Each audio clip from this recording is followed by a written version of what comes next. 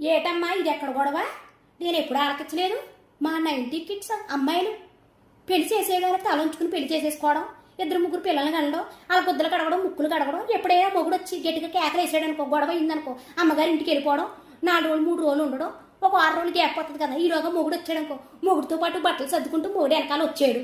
ఒకవేళ ఏదైనా ఇంట్లో ఉన్నప్పుడు మళ్ళీ గొడవ అయిందనుకో, వెళ్ళి వంటగదిలో పడుకోవడం, లేకపోతే కింద సాప వేసుకుని పడుకోవడం, మాట్లాడడం మానేయడం, వంట చేయడం మానేయడం, ఏంటి గిన్నెలు దబా దబామని బాధం, ఏంటి ఇలాంటివి మాకు వచ్చి తప్ప, ఏంటి ఈ మొగుడిని లేపేయడాలు, కట్టుకోబోయేవాడిని లేపేయడాలు, ఏంటి పిల్లల్ని లేపేయడాలు, పెట్టుకోబోయేవాడిని లేపేయడాలు, ఈ లేపేసే కాన్సెప్ట్ మా దగ్గర లేదు అసలుకే. ఇప్పటికే కూడానే ఎన్ని గొడవలు జరిగినా కూడానే ఆయన తినకంటాం, మేము తినం. అర్థమవుతుందా? గొడవ అయిందంటే ఆయనే పస్తుండాలా, మేము పస్తుండాలి, అంతే తప్ప ఈ లేపేసుకోవడాలు కట్ట అసలు మా లెక్కల్లో లేవు, మా కాన్సెప్టే కాదు అవి.